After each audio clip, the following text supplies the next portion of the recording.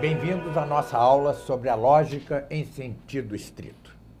Pois bem, numa expressão feliz de Gustavo Corsão, a criação é feita de descontinuidades. O que quer dizer com isso? O que se quer dizer com isso? É que entre o inorgânico, o não vivente e o vivente há um salto. No âmbito dos viventes, do vegetal para o animal, há outro salto, outra descontinuidade. E do animal em geral ou bruto para o humano, há outro salto, outra descontinuidade. Vê-se isso de diversas maneiras, até de uma maneira razoavelmente simples, como esta que vou dizer. Cada ente tem sua parte principal voltada para aquilo que é seu fim. Ora, qual é o fim principal dos vegetais? É nutrir-se e crescer. Logo, sua parte principal está voltada para o interior da terra, onde encontra seus nutrientes, são as raízes. Qual é o fim principal dos animais brutos? Ou seja, os animais não humanos.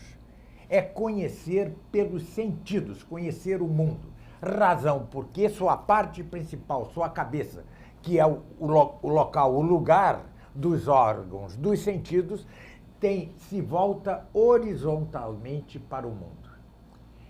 E qual é o fim do homem? O fim do homem é conhecer a Deus.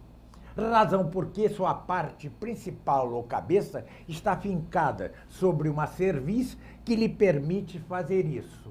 Olhar os céus e suas complexidades e, a partir disso, conhecer a Deus. Então, a criação é feita de descontinuidades. E o que caracteriza o humano? Caracteriza o conhecimento daquilo que é, do ente. Isto é o que caracteriza o homem em oposição aos animais. Aquilo que é. Este é o objeto próprio do intelecto humano. Mas há uma diferença entre os mesmos humanos. Todos conhecemos, mas só alguns sabem. E estes que sabem são os sábios, são os filósofos. Os que sabem, os que são filósofos, não descansam em sua busca da verdade. Apenas encontram uma, já partem para outra e não sossegam enquanto houver questões ainda por responder. O sossego definitivo do homem só se dará se e quando o homem vir a Deus na vida eterna, na beatitude eterna. Porque, vendo a causa de tudo, que é Deus mesmo, conhecendo-a por essência, conhecerá todos os seus efeitos em sua mesma causa. Aí repousa o intelecto humano. A alma humana, enfim, descansa e gozará por todo sempre da visão beatífica daquele que é a causa das causas. Pois bem, mas enquanto estamos nesta vida, aqueles que são filósofos, que amam a sabedoria, os sábios, os cientistas, não descansam em sua tentativa de conhecer a realidade, o real.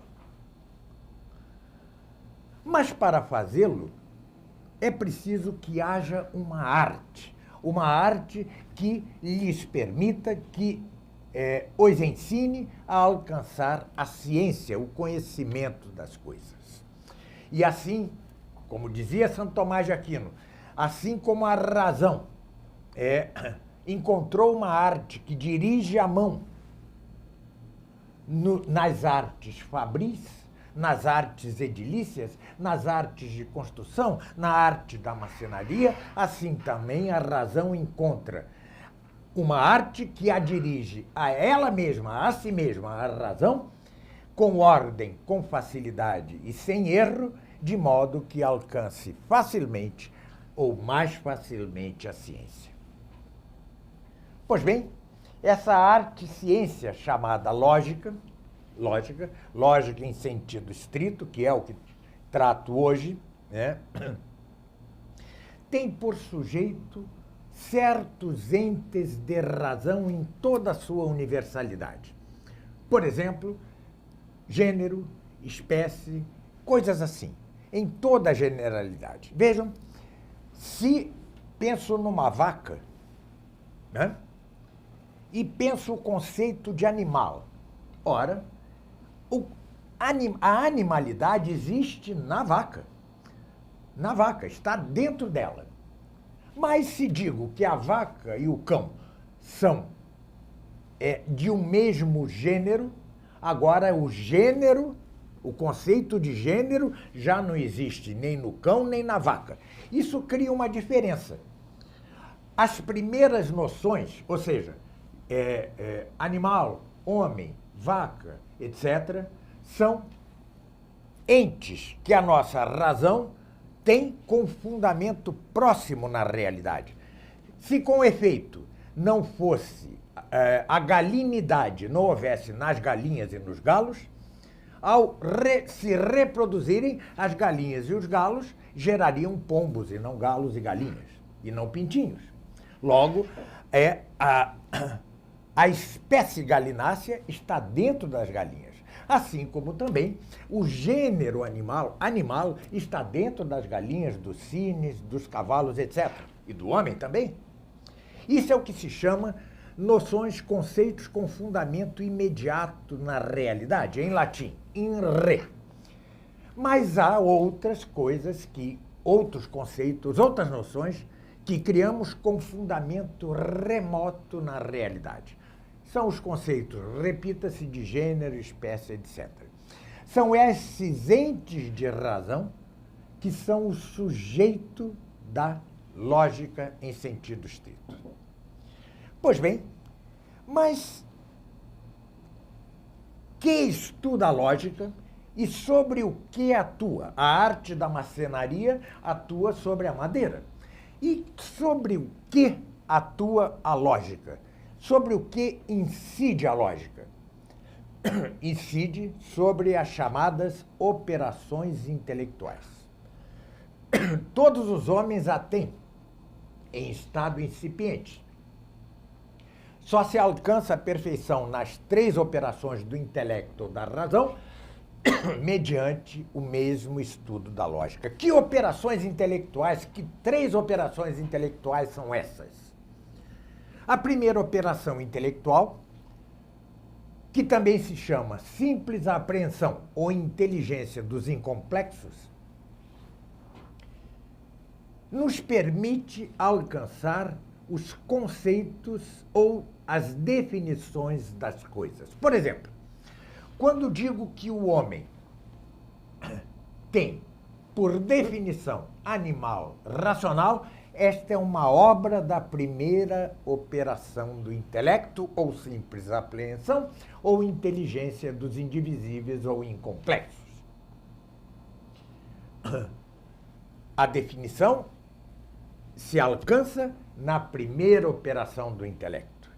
Às vezes alcança-se só o conceito sem a definição, porque com efeitos análogos supremos, que são os transcendentais, não tem definição, mas tem conceito. Tudo isto é obra da primeira operação do intelecto ou simples apreensão, aperfeiçoada pela lógica. Pela lógica. A lógica ensina a definir, ensina a alcançar a definição por divisão. Quando chego a dizer que o homem tem, por definição, animal racional, isso é o resultado de uma divisão a partir do gênero supremo das coisas, que é a substância. Extensamente, homem tem, por definição, substância vivente, sensível, animal, ou racional. Resumindo, animal racional. Tudo isso se estuda no âmbito da lógica. Mas esta é apenas a primeira das operações do intelecto ou da razão. Há a segunda, que é o juízo ou composição. Mediante ele, esta operação, eu faço as obras chamadas enunciação ou proposições mentais, que se traduzem em signos orais e escritos. Por exemplo, quando digo o homem é um animal, esta já não é obra da primeira operação, senão que é obra do juízo. Vejam, o homem é um animal, é um julgamento, é um juízo. Logo, esta proposição, o homem é um animal, é obra da segunda operação do intelecto. Né? Vejam se digo dois conceitos. Paulo, conceitos não, mas usamos Paulo e Papa. Se eu ponho essas dois termos juntos, Paulo e Papa, isto é verdadeiro ou é falso? Nenhuma coisa nem outra. Estamos no âmbito da primeira operação do intelecto. Paulo, que é um indivíduo, e Papa, que é um conceito. Sim? Só entrará juízo ou julgamento na segunda operação, quando eu disser Paulo não foi Papa. Ora, ao dizer Paulo não foi Papa, eu faço uma proposição que é uma obra de um juízo e que inclui veracidade, verdade. Paulo não foi Papa. Se eu, porém, disser Paulo foi Papa, refiro-me a São Paulo, então teremos falsidade. É no âmbito da segunda operação do intelecto que se dá a verdade e a falsidade. Mas o homem tem uma terceira operação do intelecto, é o raciocínio. É aqui que se dá o âmbito propriamente científico. A partir de duas premissas, chego a uma conclusão. Pois bem, estas são as três operações do intelecto. A simples apreensão ou inteligência dos incomplexos, o juízo ou composição e divisão, e, finalmente, o raciocínio. A obra da primeira operação é o conceito ou definição. A obra da segunda operação são as proposições. E a obra da terceira são as argumentações. Muito bem, o gênio de Aristóteles foi quem estudou tudo isso.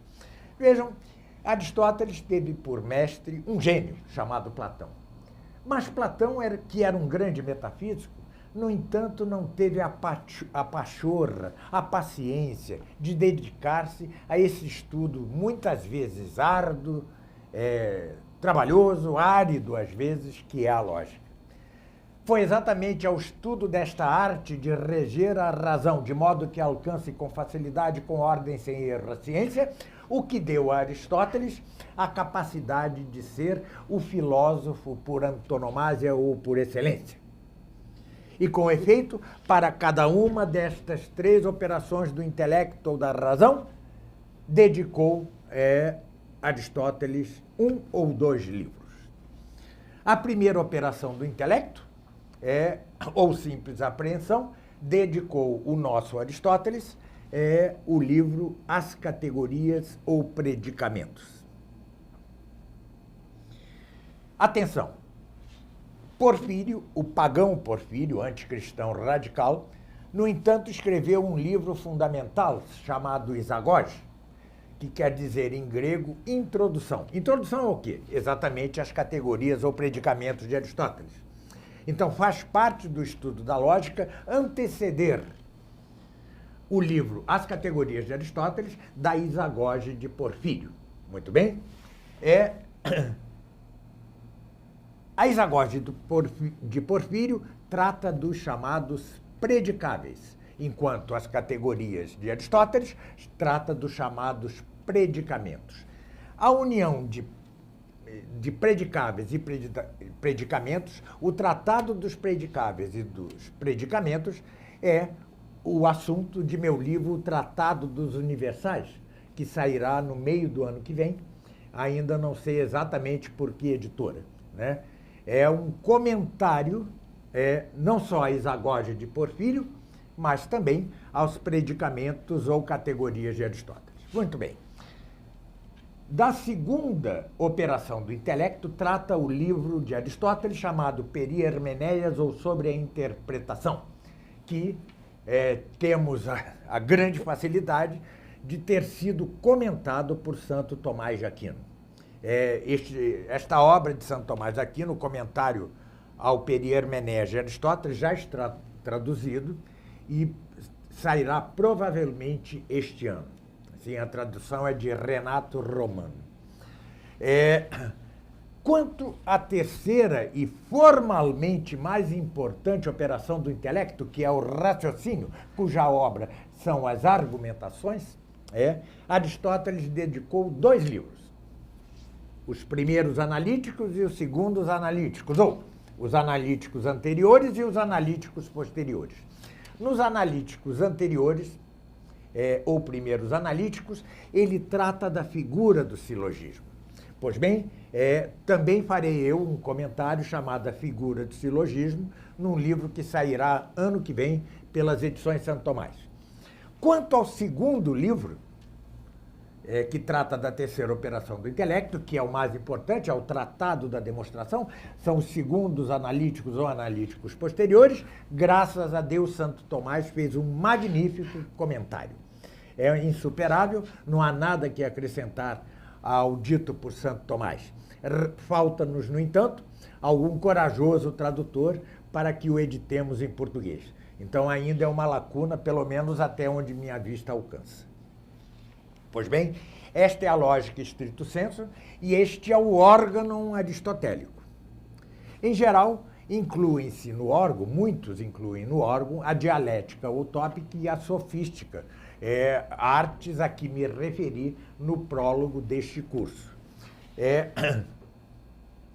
Mas convém, de fato, já tratar pelo menos a sofística logo após os segundos analíticos, porque, como dito, a sofística é a arte de incorrer em falácias, em paralogismos, em sofismas, né? E devemos aprender essa arte, assim como um policial deve aprender a arte do batedor de carteira para poder pegá-lo em flagrante. Ou seja, dotarmos-nos da arte da sofística implica que nós mesmos não incorramos nesses defeitos de argumentação, que são as falácias, e que possamos agarrar em flagrante aqueles que incorrem nelas. Pois bem, é assim que se deve ensinar a lógica em sentido estrito. Nesta ordem, seguindo a ordem das mesmas obras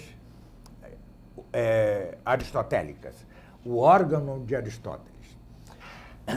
Mas insista-se num dado fundamental quanto à lógica.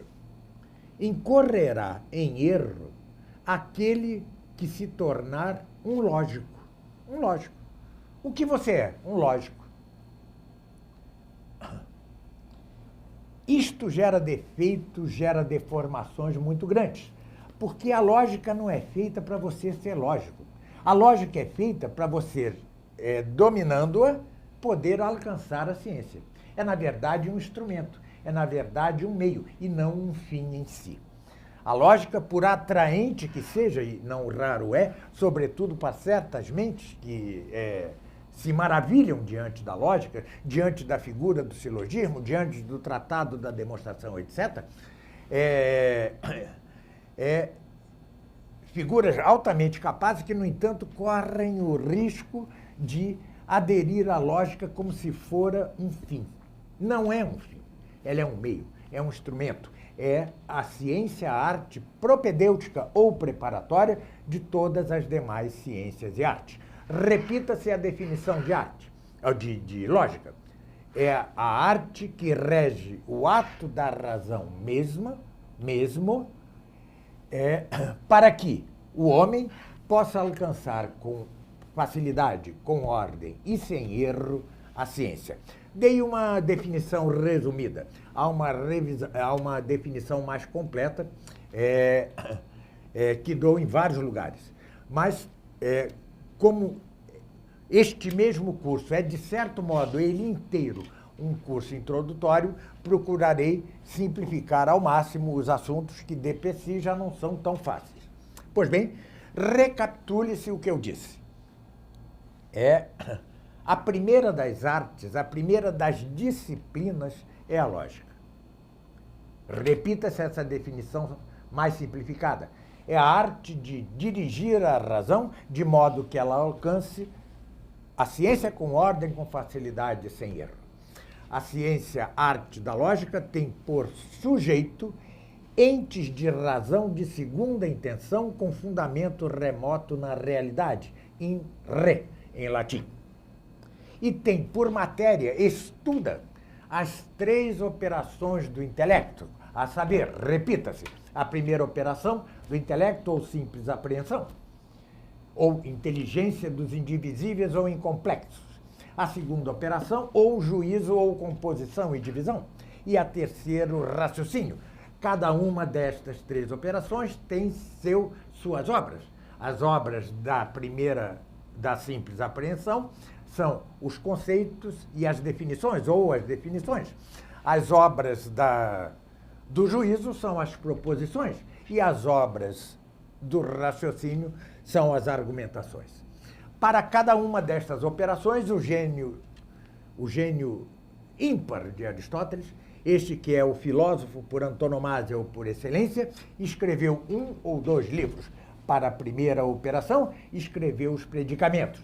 Relembre-se que o pagão Porfírio, o anticristão Porfírio, escreveu um livro imprescindível chamado a Isagoge, que é a introdução exatamente às categorias. Então, na ordem de estudo, devem estudar-se, primeiro, o Tratado dos Predicáveis, segundo, a Isagoge de Porfírio, depois, as categorias ou predicamentos de Aristóteles, depois o Perihermeneias ou sobre a interpretação de Aristóteles, e por fim, ou quase por fim, quanto à terceira operação, do intelecto ou raciocínio, aos 2 livros gigantes de Aristóteles, os primeiros analíticos ou analíticos anteriores, que estudam a figura do silogismo, e os analíticos posteriores ou segundos analíticos, que estudam o tratado da demonstração.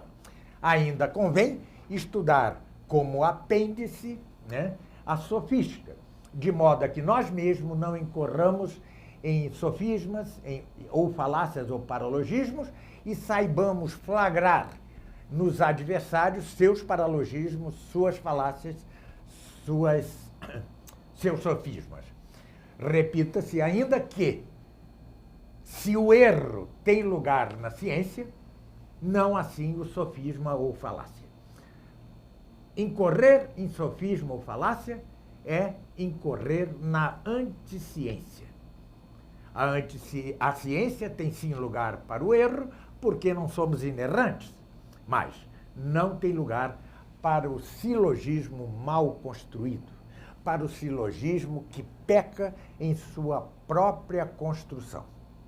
Pois bem, creio que posso dar por encerrada esta aula relativa à lógica em sentido estrito, e muito obrigado pela atenção, e até a terceira aula, quando tratarei as já anunciadas no prólogo, partes potenciais da lógica. Muito obrigado, até a próxima aula.